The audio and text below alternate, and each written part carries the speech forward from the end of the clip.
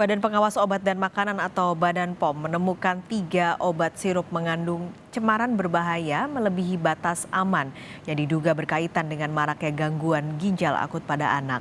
Kabar baiknya saudara, ada 23 produk obat sirup yang dinyatakan aman digunakan. Namun, jumlah kematian akibat gangguan ginjal akut progresif atipikal yang masih misterius di tanah air terus bertambah. 141 dari 245 pasien atau 58% pasien meninggal dunia. Kemarin kita mendapatkan 133, hari ini dilaporkan kasus kematian sebanyak 141. Jadi ada sedikit peningkatan dari fatalitas rate-nya yaitu sebesar 58%.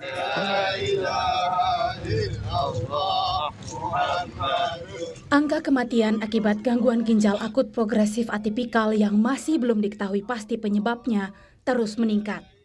Per 23 Oktober, angka kematiannya mencapai 58% dan mayoritas adalah pasien di bawah usia 5 tahun. Salah satunya adalah Muhammad Ali Subadar. Balita yang belum genap 2 tahun asal Kabupaten Pasuruan, Jawa Timur ini meninggal dunia setelah sempat demam tinggi dan meminum obat sirop. Demamnya sembuh, tapi kondisinya terus menurun setelah ia tak bisa buang air kecil beberapa hari. Gejalanya anak saya pertama kan demam terus nggak bisa pipis hari ini gitu kan. Terus pihak puskesmas mau nge-lab kan, tapi nggak mau. Akhirnya minta dirujuk untuk ke rumah sakit lah. Itu agak mau dia bilang, mohon maaf mas ya, ini anak sampean kena gejala ginjal, gagal ginjal akut, dan itu masih ada di Jakarta. Dan anak sampean ini harus dirujuk di rumah sakit besar. Berkaca dari kasus serupa di Gambia, sejak awal Oktober Kementerian Kesehatan melakukan tes toksikologi pada sejumlah pasien yang dirawat di RSCM. Hasilnya, diduga kuat kasus gangguan ginjal akut pada anak ini disebabkan oleh kandungan senyawa kimia campuran obat sirop yang berbahaya jika berada di atas ambang batas aman. Dari 11, 7 anak positif memiliki senyawa berbahaya tadi. Memiliki zat kimia berbahaya tadi, yaitu ethylene glycol, diethylene glycol sama ethylene glycol butyl ether. Itu ada di mereka, jadi confirm. Karena itu lebih dari 50% ya, itu 60%-an confirm bahwa ini disebabkan oleh senyawa kimia tadi. Kalau senyawa kimia ini ada, logikanya nanti metabolisme tubuh menghasilkan kalsium oksalat, pasti ginjalnya rusak tuh, gara-gara ada kristal-kristal kalsium oksalat. Di biopsi sama teman-teman di RSCM, bener nggak? Confirm. Ternyata ginjal-ginjalnya rusak karena adanya kalsium oksalat. Kemenkes menemukan ada 102 obat sirop yang sempat dikonsumsi oleh para pasien gangguan ginjal akut yang kini masih diteliti Badan POM. Kemenkes pun menginstruksikan kepada seluruh apotek untuk tidak menjual 102 jenis obat sirop, serta meminta dokter tidak meresepkan obat itu untuk sementara. Meski demikian, temuan senyawa cemaran dalam obat sirop dinilai tidak serta-merta berkaitan langsung dengan kasus gangguan gagal ginjal akut. Penyebabnya itu adalah multifaktor, dan ini yang harus kita lihat ya, karena tentu kalau misalnya hanya obat saja, kelihatannya jumlah dari korban itu akan lebih banyak dari sekarang. Tapi ternyata berarti ada anak yang menggunakan obat ini tidak terkena gagal ginjal, ataupun juga ada anak yang tidak menggunakan obat ini juga dilaporkan mengalami gagal ginjal. Sehingga walaupun kita juga melihat adanya salah satu faktor yang menyebabkan itu adalah cemaran dari EG dan DEG di dalam sirup obat, tetapi juga kita ingin meneliti kira-kira ada hal lainkah yang turut mempengaruhi sehingga terjadi kejadian gagal ginjal akut pada anak. Badan Pengawas Obat dan Makanan pun telah memeriksa 33 dari 102 obat yang sempat dikonsumsi para pasien gangguan ginjal akut. 3 obat dinyatakan mengandung cemaran etilen glikol dan dietilen glikol melebihi ambang batas aman, meski belum tentu menjadi penyebab utama gagal ginjal akut. Ada 3 produk yang telah dilakukan pengujian, dan dinyatakan mengandung cemaran EG dan DEG melebihi ambang batas aman. Ya, namun sebenarnya ketiga produk ini memang sudah kita laporkan ya di dalam press release sebelum. Hasil uji cemaran EG dan DEG ini bukan berarti mengatakan atau mendukung kesimpulan bahwa penggunaan sirup obat tersebut memiliki keterkaitan sebab akibat dengan kejadian gagal ginjal akut pada anak. Ketiga obat yang mengandung cemaran etilen glikol dan dietilen glikol melebihi ambang batas aman itu adalah Unibaby Cough Syrup, Unibaby Demam Syrup, dan Unibaby Demam Drops. Yang ketiganya diproduksi oleh Universal Pharmaceutical Industries.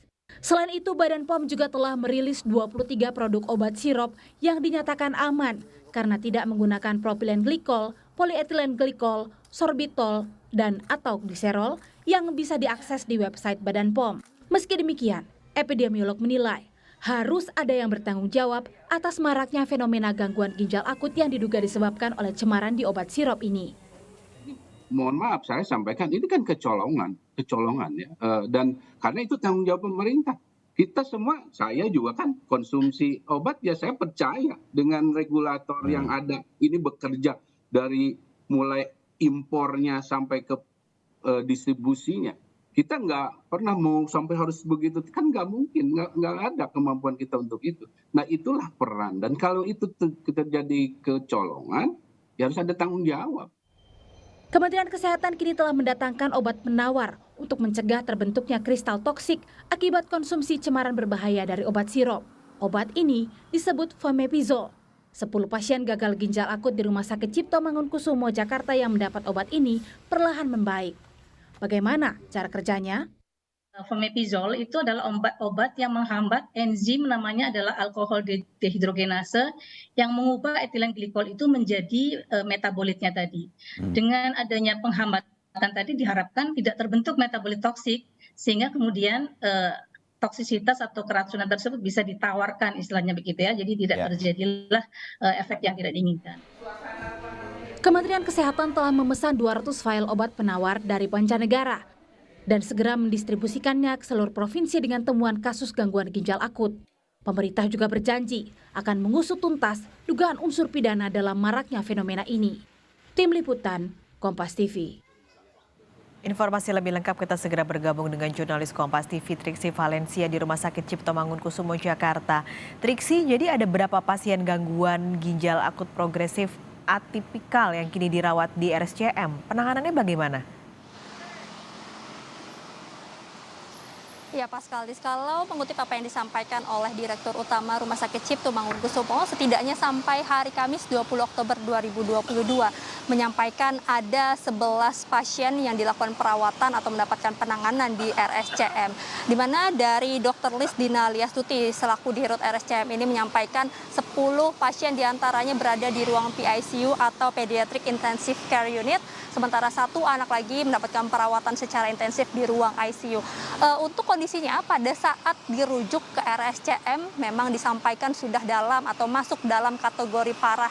Ya ini berarti tidak bisa berkemih sama sekali. Maka dari itu dilakukan perawatan 10-nya di ruang PICU dan 1 orang lagi di ruang ICU Paskalis dan juga saudara. Meski demikian pada saat konferensi pers kemarin juga turut disampaikan bahwa terhadap pasien yang dilakukan perawatan di RSCM ini juga sudah diberikan atau maksud kami sudah diberikan obat penawar atau yang disebut dengan Fomepizole yang didatangkan dari Singapura. Setidaknya ada 10 vial yang sudah didatangkan kemudian langsung diberikan pada hari Selasa 18 Oktober 2022 kepada pasien yang ada di RSCM ini.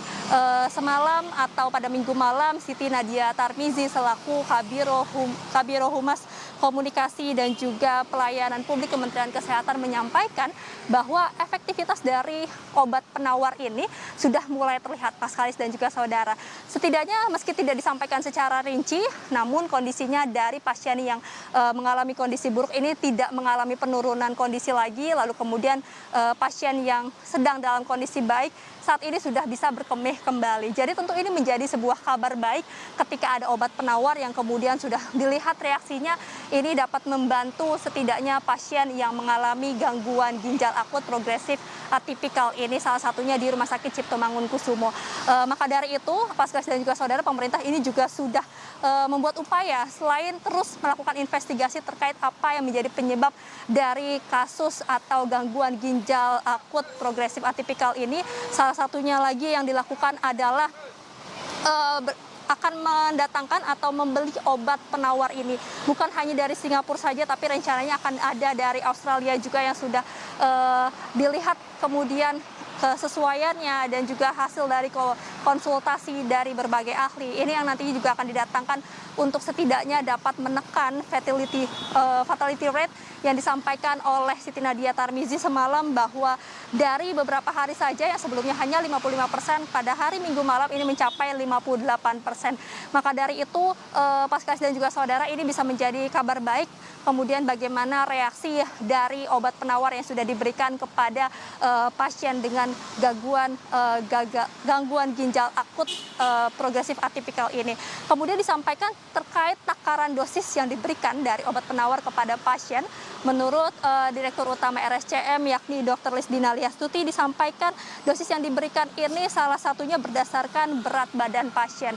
Maka dari itu saat ini seperti apa kemudian perkembangannya, karena memang sudah melihat waktunya sudah berjalan hampir 1 minggu, Paskas dan juga saudara, ini yang terus dinantikan terkait perkembangan terbaru dari pasien yang sudah mendapatkan obat penawar dari Rumah Sakit Cipto Mangunkusumo ini.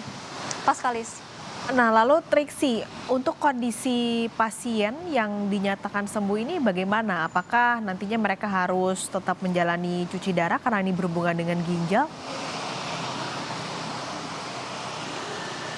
Ya, hal ini saya mengutip dari apa yang disampaikan oleh juru bicara Kementerian Kesehatan yakni Muhammad Syahril, bahwa setelah dilihat memang ada beberapa pasien yang sudah dinyatakan sembuh, kemudian juga sudah diperbolehkan pulang, tidak mendapatkan penanganan lagi atau perawatan lagi dari rumah sakit. Disampaikan mereka atau pasien ini tidak perlu lagi melakukan terapi atau tidak perlu melakukan lagi cuci darah.